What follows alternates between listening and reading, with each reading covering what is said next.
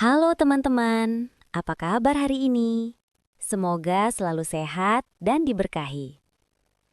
Sebelum ceritanya dimulai, jangan lupa like, subscribe, dan aktifkan lonceng notifikasi agar tidak ketinggalan cerita berikutnya. Tulis juga nama dan asal kota kalian di kolom komentar. Saya ingin tahu siapa saja yang setia menemani dan mendengarkan cerita di channel ini. Namaku Sari Dewi, 28 tahun. Usia di mana orang-orang berkata hidup sedang berada di musim paling indahnya. Cukup dewasa untuk mengerti arti lelah, dan cukup muda untuk masih berani berharap. Setiap pagi, aku berangkat kerja dengan kemeja rapi dan bekal dari dapur sendiri. Setiap sore, aku pulang ke rumah kecil di Depok. Rumah hadiah dari orang tuaku saat aku menikah. Tak besar, tak mewah. Tapi disitulah aku belajar arti pulang. Aku punya pekerjaan tetap. Dan aku punya suami yang kucintai sejak masa kuliah. Bagus Pramono. Kami pernah duduk di bangku taman kampus, berbagi mie instan dan mimpi yang terlalu besar untuk ukuran dompet mahasiswa. Kami tumbuh bersama, jatuh bangun bersama, lalu menikah dengan keyakinan bahwa cinta yang ditempa waktu tak mudah runtuh. Di awal pernikahan, kami sepakat pada satu hal, belum ingin punya anak. Bukan karena tak ingin menjadi orang tua, tapi karena kami ingin membangun hidup dengan pijakan yang kuat. Karier dulu, tabungan dulu, baru keluarga kecil yang kami impikan. Kami ingin anak kami lahir bukan dari sisa tenaga, tapi dari kesiapan. Hari-hariku sederhana. Bangun pagi, menyiapkan sarapan, mengeluh soal macet, tertawa di meja makan kecil kami. Kadang aku berpikir, mungkin beginilah rasanya hidup yang disebut orang sebagai cukup. Aku percaya, hidupku sempurna. Bukan karena tanpa masalah, tapi karena setiap masalah selalu bisa kami bicarakan berdua. Sampai suatu sore, Bagus pulang dengan wajah ragu dan suara yang terlalu pelang. "Ibu, mau tinggal sama kita sementara?" katanya. Katanya di kampung kesepian. Aku mengangguk. Tentu saja aku mengangguk. Bagaimana mungkin aku menolak seorang ibu yang ingin dekat dengan anaknya? Aku tak tahu bahwa sejak koper pertama itu masuk rumah kami, sejak langkah kaki Ibu Sumarni melewati ambang pintu, ketenangan yang kukenal perlahan mulai mencari jalan keluar. Dan tanpa kusadari, rumah kecil yang penuh janji itu sedang bersiap menjadi saksi dari runtuhnya banyak hal. Awalnya hanya hal-hal kecil, hal yang terlalu sepele untuk dipermasalahkan, terlalu ringan untuk disebut bencana. Sisirku tak lagi berada di tempat biasa. Parfumku bergeser dari sudut meja rias, dan bantal di ranjang seringkali terbalik, seolah ada seseorang yang tidur di sana sebelum aku pulang. Aku mencoba berpikir positif. Mungkin hanya perasaanku. Mungkin aku terlalu lelah bekerja, terlalu banyak menghayal. Saat ku sampaikan pada Bagus, ia tertawa kecil. "Mungkin ibu yang bersih-bersih," katanya santai. "Kamu terlalu sensitif, Sar." Kata sensitif itu menempel di kepalaku lebih lama dari yang seharusnya. Seolah semua keganjilan harus kuterima sebagai hayalan, dan semua kegelisahan harus kusimpan sendiri. Aku mencoba mengabaikannya, mencoba percaya bahwa rumah ini tetap rumah kami, bahwa kamar itu masih milikku dan suamiku. Tapi suatu sore, saat aku pulang lebih cepat dari biasanya, aku membuka pintu kamar dan berhenti di ambang. Bau yang tak pernah ada sebelumnya. Bau keringat pria, bukan bau sabun Bagus, bukan pula aroma rumah yang biasa. Dan yang lebih membuat dadaku sesak, bau itu bercampur dengan bedak bayi Ibu Sumarni. Aroma yang terlalu akrab, terlalu dekat, terlalu salah untuk berada di ranjang pernikahanku. Tanganku gemetar saat menarik spray, Dan di sanalah aku melihatnya. Sehelai rambut pendek, keriting, tertinggal di atas bantal.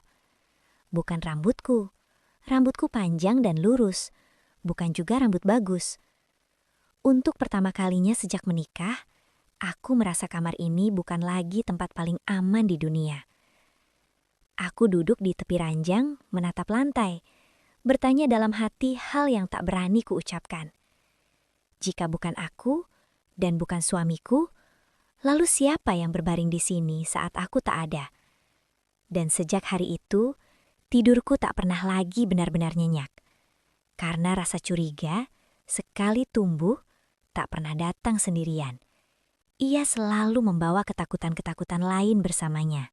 Kecurigaan membuatku berani melakukan hal yang tak pernah kubayangkan sebelumnya. Aku membeli kamera mini secara diam-diam. Kecil, nyaris tak terlihat. Seperti mata yang tak diinginkan, tapi sangat dibutuhkan. Kusisipkan kamera itu ke dalam boneka beruang di kepala ranjang. Boneka hadiah ulang tahun dari Bagus, yang dulu selalu kupeluk saat kami masih pacaran. Kini ia menjadi saksi dari rahasia yang tak ingin ku ketahui, namun harus kuhadapi. Aku menunggu.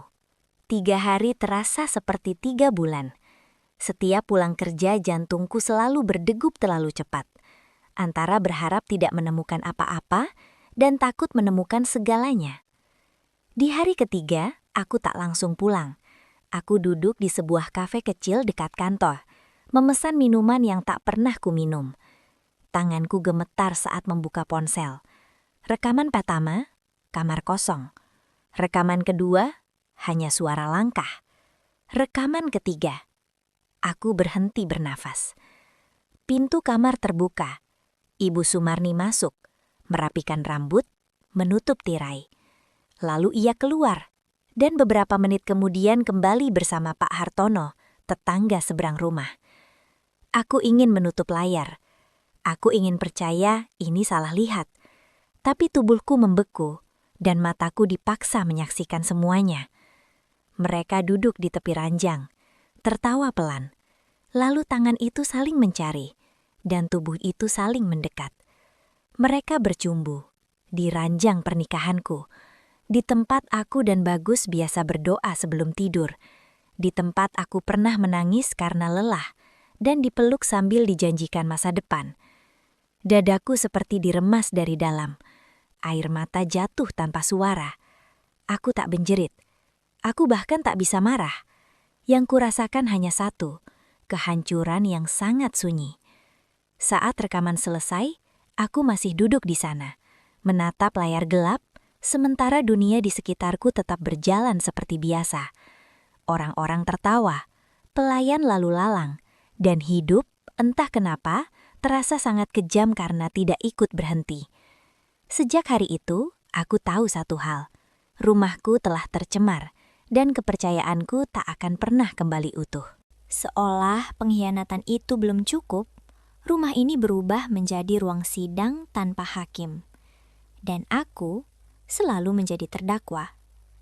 Setiap makan malam terasa seperti ujian yang tak pernah lulus. Sendok baru menyentuh piring, suara itu sudah datang lebih dulu. "Kapan kamu mau kasih saya cucu?" Nada Ibu Sumarni tak pernah tinggi, tapi tajam seperti pisau yang diusap pelan di kulit. Aku mencoba tersenyum, menjawab dengan kalimat yang sudah kuhafal di luar kepala. "Doakan saja, Bu, kami masih fokus kerja dulu." Tapi jawabanku tak pernah cukup. "Kodrat perempuan itu jadi ibu," katanya lagi, seolah kalimat itu adalah vonis, bukan nasihat. "Kalau belum bisa, berarti ada yang salah sama kamu." Kata "kamu" diucapkan pelan, tapi terasa seperti ditunjuk tepat ke jantungku. Aku menoleh pada Bagus, mencari pembelaan, mencari sekadar satu kalimat penenang. Tapi suamiku hanya menunduk, mengaduk nasi, seolah percakapan ini tak ada hubungannya dengan dirinya. Diamnya lebih melukai daripada semua kata ibunya. Karena dari diam itu, aku tahu, aku sendirian di meja makan ini. Kadang Ibu Sumarni menambahkan cerita tentang tetangga, tentang anak teman arisannya yang sudah punya 2 cucu, tentang perempuan-perempuan yang tahu diri sebagai istri. Dan setiap cerita selalu berakhir pada satu kesimpulan. Aku kurang sebagai perempuan. Malam-malamku dipenuhi pertanyaan yang tak pernah berani kuucapkan. Apakah aku masih istri yang cukup, atau hanya tubuh yang gagal menjalankan fungsinya? Padahal yang tak pernah mereka tanyakan adalah, apakah aku bahagia? Apakah aku siap? Tapi di rumah ini, perasaanku tak pernah masuk daftar yang penting. Dan sejak saat itu, aku mulai sadar, yang sedang dipertaruhkan bukan hanya pernikahanku, tapi juga harga diriku sebagai manusia. Tekanan itu akhirnya menemukan bentuknya, bukan lagi kata-kata, tapi cairan pahit dalam gelas kaca. Ibu Sumarni pulang membawa sebotol jamu dari orang pintar. Katanya ramuan khusus. Katanya sudah banyak yang berhasil hamil karenanya. Kamu minum ini malam ini juga, perintahnya. Bukan permintaan, bukan saran. Aku menolak. Tubuhku menegang, hatiku tak enak sejak pertama melihat warnanya. "Bu, saya mau periksa ke dokter saja," kataku pelan. "Kita nggak tahu ini isinya apa." Wajahnya berubah, nada suaranya meninggi. "Kamu itu keras kepala, ini demi masa depan rumah tangga kamu sendiri." Aku menoleh pada Bagus. Sekali lagi, berharap ada aku dan dia melawan dunia bersama. Tapi yang kulihat hanya wajah lelah yang tak ingin ribut. "Minum saja, Sar," katanya. "Biar ibu tenang." Kalimat itu mematahkan sesuatu di dalam diriku. Bukan karena jamunya, tapi karena aku tahu suamiku memilih ketenangan ibunya di atas keselamatanku. Dengan tangan gemetar, aku meneguk jamu itu. Pahitnya menempel di lidah seperti firasat buruk. Tak lama kemudian, perutku mulai terasa aneh. Seperti diremas dari dalam. Seperti ada api yang menyala di organ tubuhku. Aku meringkuk di lantai kamar mandi. Keringat dingin mengalir, nafasku pendek-pendek. Dan dunia mulai berputar. Aku ingat suara teriakan. Ingat cahaya lampu ambulans, lalu semuanya gelap. Saat sadar, aku sudah di rumah sakit. Selang di tangan, bau obat di udara, dan rasa nyeri yang belum mau pergi. Dokter berkata aku keracunan. Kandungan jamu itu merusak hatiku. Butuh perawatan panjang, dan tak ada jaminan semuanya kembali normal. Aku menatap langit-langit putih kamar rawat, dan untuk pertama kalinya dalam hidupku, aku tak menangis karena sakit. Aku menangis karena sadar orang-orang yang seharusnya menjagaku justru menjadi alasan aku hampir mati. Malam di rumah sakit selalu terlalu sunyi. Mesin berdetak, langkah perawat, dan lampu yang tak pernah benar-benar padam. Aku berbaring dengan mata terpejam. Tubuhku lemah, tapi pikiranku terlalu sadar untuk tidur. Mungkin karena sakit, mungkin karena hatiku belum berhenti berdarah. Aku mendengar pintu kamar terbuka pelan. Suara langkah yang kukenal. Suara Ibu Sumarni dan suara Bagus. Aku tak membuka mata. Entah karena lelah atau karena firasat buruk yang menahanku. "Apa kata dokter?" Suara ibu mertua terdengar rendah. Kata dokter hatinya kena. Perawatannya mahal. Jawab Bagus. Ada jeda.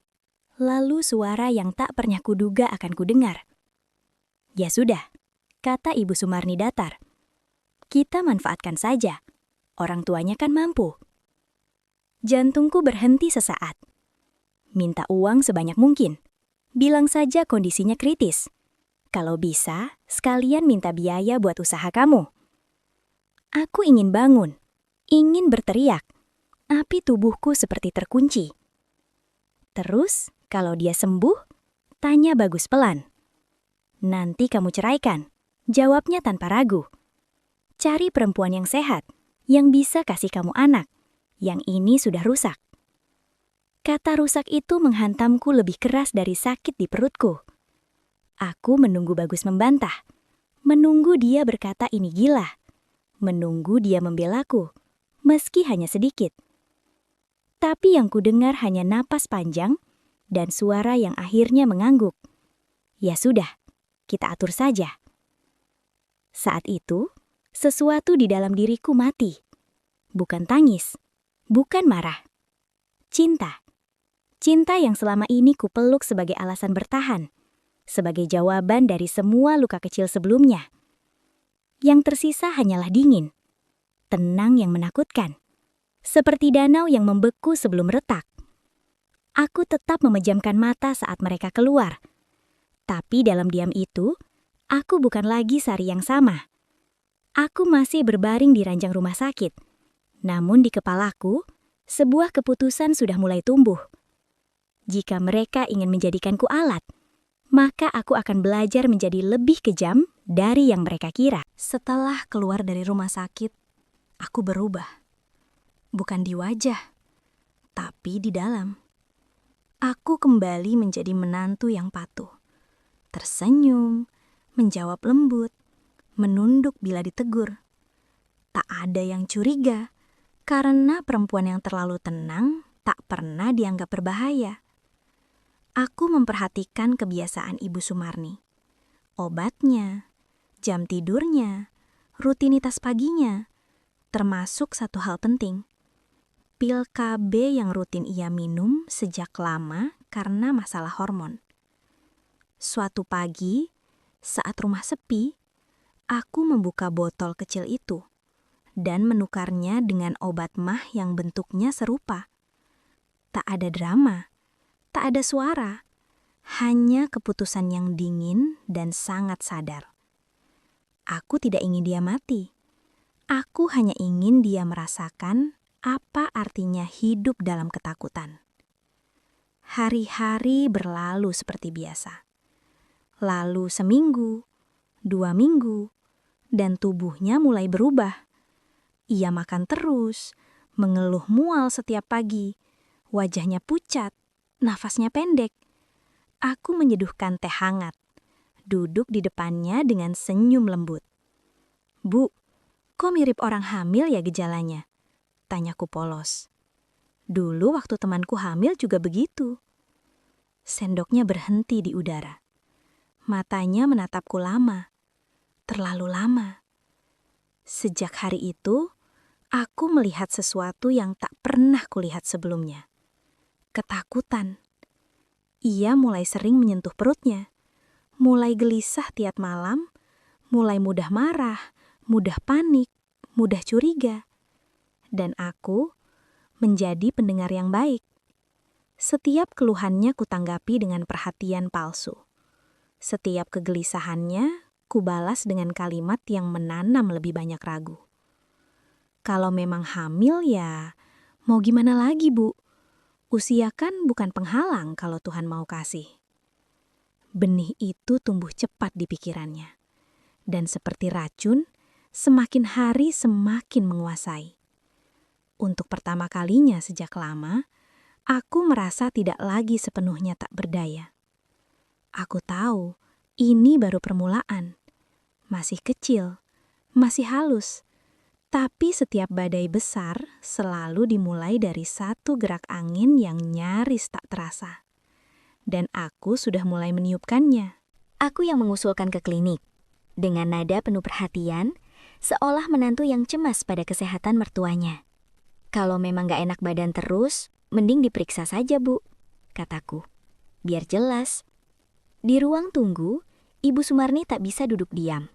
Tangannya berkali-kali menggenggam tas, matanya menatap lantai, lalu menatap pintu ruang dokter. Aku duduk di sampingnya, tenang, seperti orang yang tak tahu apa-apa. Saat namanya dipanggil, langkahnya goyah. Dan beberapa menit kemudian, kami duduk berhadapan dengan dokter. Dokter menatap hasil USG, tersenyum kecil, lalu berkata dengan suara profesional yang datar. "Selamat, Bu. Ibu hamil 7 minggu." Wajah Ibu Sumarni pucat seperti dinding klinik. Mulutnya terbuka tapi tak keluar suara. Tangannya langsung mencari sandaran kursi. Aku menahan diri untuk tidak tersenyum. Di rumah, kebenaran itu jatuh seperti bom. Bagus berdiri di ruang tengah, Wajahnya merah, nafasnya berat. "Ini memalukan," bentaknya. "Kita akan jadi bahan omongan satu kampung." Ibu Sumarni menangis, bukan karena menyesal, tapi karena takut reputasi yang ia banggakan runtuh. Tak ada yang bertanya bagaimana perasaanku.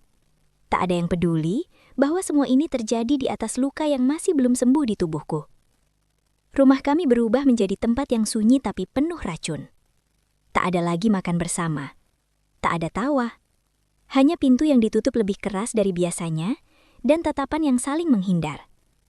Bagus tak menatapku berhari-hari. Bukan karena iba, tapi karena malu dan marah pada situasi yang mencoreng namanya. Dan di tengah kekacauan itu, aku berdiri seperti bayangan. Ada, tapi tak dianggap.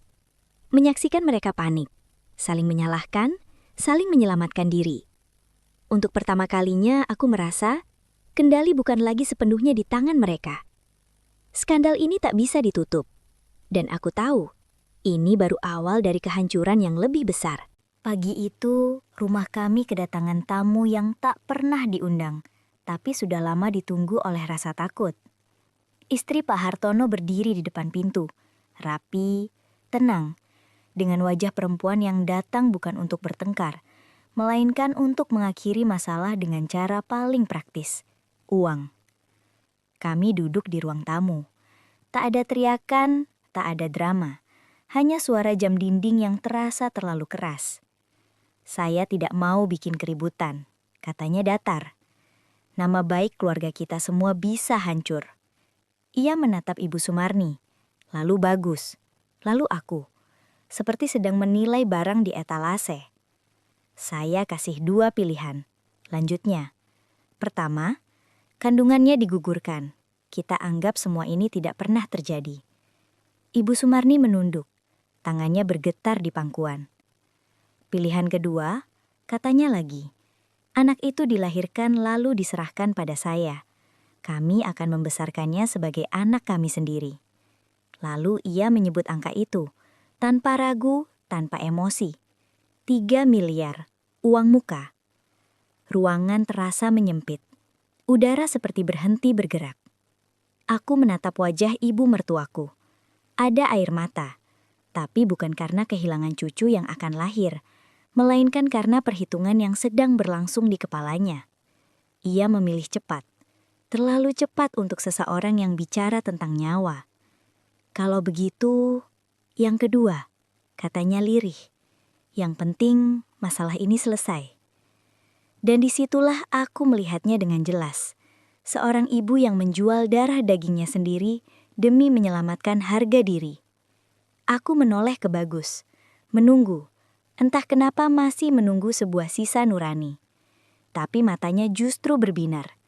Bukan karena lega, melainkan karena membayangkan uang yang tak pernah ia miliki. 3 miliar itu bisa buat modal usaha. Katanya cepat. Kita bisa mulai hidup baru. Hidup baru. Dengan uang dari bayi yang diperdagangkan. Aku duduk di sana, diam. Menjadi satu-satunya orang di ruangan itu yang masih menganggap ini sebagai tragedi, bukan transaksi. Kesepakatan terjadi tanpa tanda tangan, tanpa saksi hukum, hanya dengan anggukan kepala dan janji uang. Dan saat tamu itu pergi, aku sadar satu hal yang mengerikan. Di rumah ini, uang telah resmi menjadi Tuhan, dan aku hanya pion kecil yang harus menunggu giliran melangkah. Uang itu tak pernah benar-benar singgah di tangan Ibu Sumarni. Begitu ditransfer, langsung berpindah ke rekening Bagus. Katanya untuk usaha, katanya untuk masa depan. Katanya agar semua penderitaan ini ada gunanya. Ia mulai sering pergi, pulang larut. Ponselnya selalu terkunci, wajahnya selalu terburu-buru. Dan sekali lagi, aku berpura-pura percaya. Di luar rumah, aku melakukan hal yang tak pernah terpikirkan oleh mereka. Aku menyewa seorang detektif. Bukan karena aku kaya, tapi karena aku sudah terlalu miskin percayaan. Aku ingin tahu kemana uang itu pergi. Kemana suamiku membawa sisa-sisa kehormatanku. Hasilnya datang pelan-pelan, seperti racun yang diteteskan perlahan. Foto pertama, Bagus di hotel bersama seorang perempuan muda. Bukan rekan bisnis, bukan klien. Foto kedua, ia keluar masuk tempat perjudian ilegal di pinggiran kota. Bukan sekali, tapi rutin. Rekening korannya menunjukkan transfer besar ke tempat-tempat yang tak ada hubungannya dengan usaha. Tak ada toko, tak ada kantor, tak ada karyawan. Yang ada hanya kesenangan dan kebohongan. Aku membaca laporan itu di kamar mandi. Duduk di lantai, supaya kalau kakiku lemas, aku tak jatuh terlalu keras. Lucunya, aku tak lagi menangis. Seperti ada bagian dalam diriku yang sudah kebal. Aku mencetak semua bukti, menyimpannya rapi dalam map coklat. Kusimpan di tempat yang bahkan Bagus tak pernah sentuh. Aku tahu, jika sekarang kubuka semuanya, aku hanya akan menjadi perempuan yang marah dan tak dipercaya. Aku tidak ingin marah, aku ingin tepat. Dan untuk itu, aku harus sabar. Karena waktu terbaik untuk menjatuhkan seseorang adalah saat ia merasa paling aman. Dan saat itu, belum tiba. Ibu Sumarni kini hidup berkecukupan. Rumah besar, kamar nyaman, perawat pribadi. Makan teratur, obat terjadwal, tak pernah kekurangan apapun. Di mata orang, ia seperti ratu yang akhirnya menikmati hasil hidupnya. Tapi aku tahu, itu bukan kebebasan. Ia berada di bawah kendali Ibu Karina, perempuan yang membeli anak dalam rahimnya dan kini membeli seluruh hidupnya dengan uang yang sama.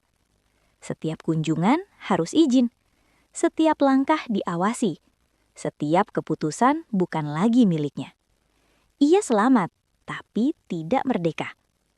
Sementara itu, Bagus hidup seperti orang yang baru menemukan surga. Mobil baru, jam tangan mahal, malam-malam yang tak pernah ia habiskan di rumah. Ia berpesta dengan uang yang berasal dari kebohongan, dari pengkhianatan, dari bayi yang diperdagangkan, dan dari istrinya yang hampir mati. Dan aku masih di rumah itu, menyeduhkan kopi di pagi hari, menjawab dengan suara lembut, tersenyum saat ditanya, "Kamu gak apa-apa kan?" Aku patuh, aku diam, aku tampak seperti perempuan yang sudah kalah. Padahal diamku bukan karena lemah, diamku adalah persiapan. Semua bukti masih tersimpan rapi, rekaman, foto, rekening, pesan-pesan. Nama-nama yang bisa menyeret lebih dari satu orang jatuh. Aku menunggu waktu yang tepat. Waktu ketika mereka merasa paling aman, paling percaya diri, paling yakin bahwa aku tak tahu apa-apa. Karena balas dendam terbaik bukan yang datang dengan teriakan, tapi yang datang sebagai keputusan hukum, kehilangan reputasi, dan kesepian yang tak bisa dibeli kembali dengan uang. Dan ketika saat itu tiba, tak satu pun dari mereka akan lolos, bukan dari hukum, bukan dari rasa bersalah, dan tidak dari diriku. Sekian cerita kali ini, nantikan cerita berikutnya.